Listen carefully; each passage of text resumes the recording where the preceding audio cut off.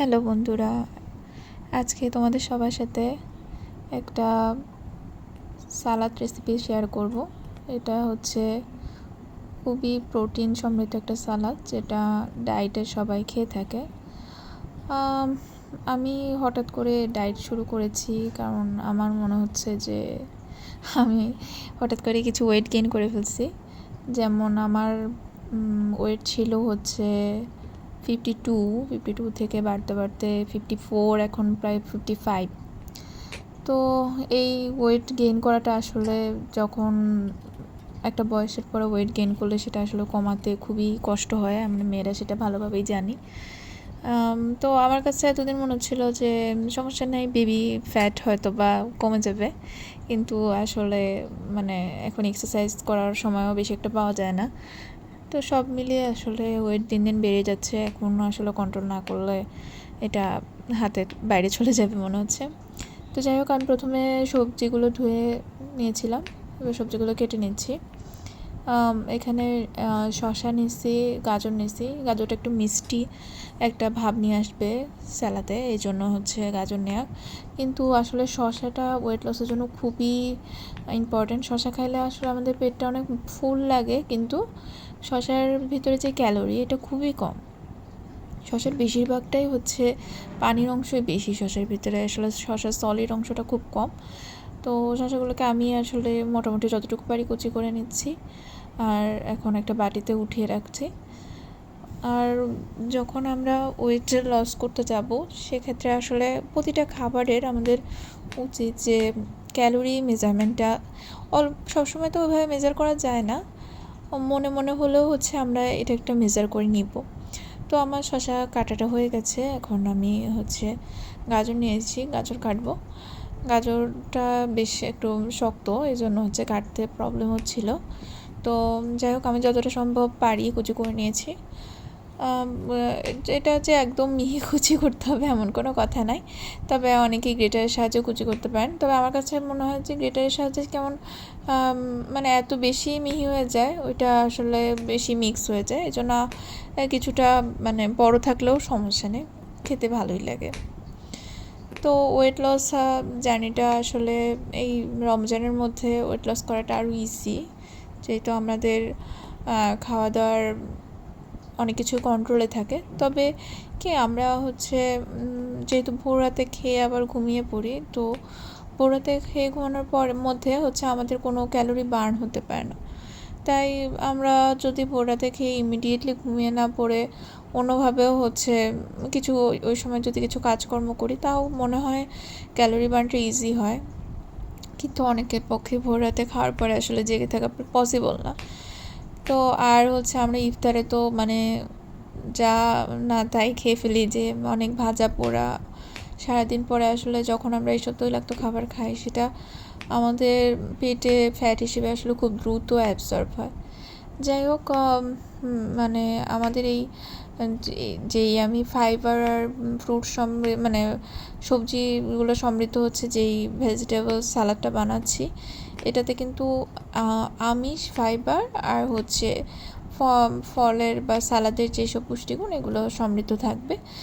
কিন্তু এইখানে হচ্ছে মানে কার্বটা খুবই লো কার্বের এই সালাডটা খাওয়ার কারণে হচ্ছে আমাদের মানে ফ্যাটটা জমতে পারবে না, কিন্তু আমরা মনে হবে আমরা অনেক পেট ভরা থাকবে অনেকক্ষণ।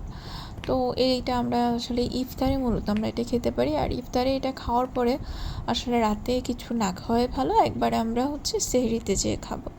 তাহলে হচ্ছে ইফতারে এটা নিলে আমরা অনেকক্ষণ মানে পরে হচ্ছে একটা হেলদি খাবার আমাদের পেটে যাবে।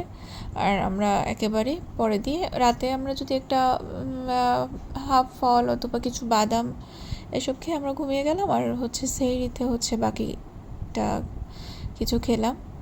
যাই হোক, আর এটা এমনি অন্যান্য সময়ও আমরা এটা ডিনার অথবা লাঞ্চ হিসেবে এটা আমরা নিতেই পারি, কারণ এখানে আসলে প্রচুর পরিমাণে পুষ্টিকর আর সমৃদ্ধ খাবার। আর হচ্ছে এটা আমাদের পেট ভরে রাখতে অনেকক্ষণ ধরে হচ্ছে আমাদের ক্ষুধা লাগবে না। আমি এখন হচ্ছে ধনেপাতাগুলো একদম কুচি কুচি করে কেটে নিচ্ছি। ধনেপাতাগুলো আমি আগে ধুয়ে নিয়েছিলাম, আর এরপরে হচ্ছে এই মরিচটা আমি কুচি করে কেটে নিলাম। তো এগুলো আমি সব আবার হচ্ছে বলে দিয়ে দিব। দেওয়ার পরে আমি এগুলো আস্তে আস্তে মিক্স করব। তো আচ্ছা, আমার সব মোটামুটি সবজিগুলো কাটা শেষ। এখন আমি একটা ডিম নিয়েছি, কারণ মানে ডিম হচ্ছে আমিষের জন্য ডিমটা অবশ্যই লাগবে। এটা কুসুম ছাড়া হলে ভালো হয়, যেহেতু আমি ওয়েট লসের জার্নিতে আমার বেশি একটা ওয়েট কমানো লাগবে না। আমার ওয়েট কমাতে হবে এই 4-5 কেজি। কিন্তু যারা অনেক বেশি ওয়েট কমাতে হয়, যেমন 10-15 কেজি ওয়েট যাদের আসলে ইমিডিয়েটলি কমানো দরকার, আমার মনে হয় তাদের এই কুসুমটা বাদ দেওয়াই ভালো। তো যাই হোক, আমি কুসুম পছন্দ করে খাইতে, এই জন্য হচ্ছে আমি এটা বাদ দিতে যাচ্ছি না। তো আমি এটা কুচি করে দিয়ে দিলাম। এখন ডিম আর হচ্ছে সবজিগুলো সব কুচি করে দেওয়া হয়ে গেছে। এখন আমি এর সাথে বাকি উপকরণগুলো মিশিয়ে নেব। বাকি উপকরণের মধ্যে আমি আগের রাতে ভিজিয়ে রাখা ছোলা সকালে হচ্ছে সিদ্ধ করে নিয়েছিলাম, এবং ছোলা সিদ্ধর সময় আমি অল্প একটু লবণ দিয়ে সিদ্ধ করে নিয়েছি, এবং এখানে কোনো অয়েল নেই। এবার আমি শুধু সিদ্ধ ছোলাগুলো দিয়ে দিচ্ছি, মানে একদম জিরো অয়েলের এই সালাডটা আমি খেতে যাচ্ছি।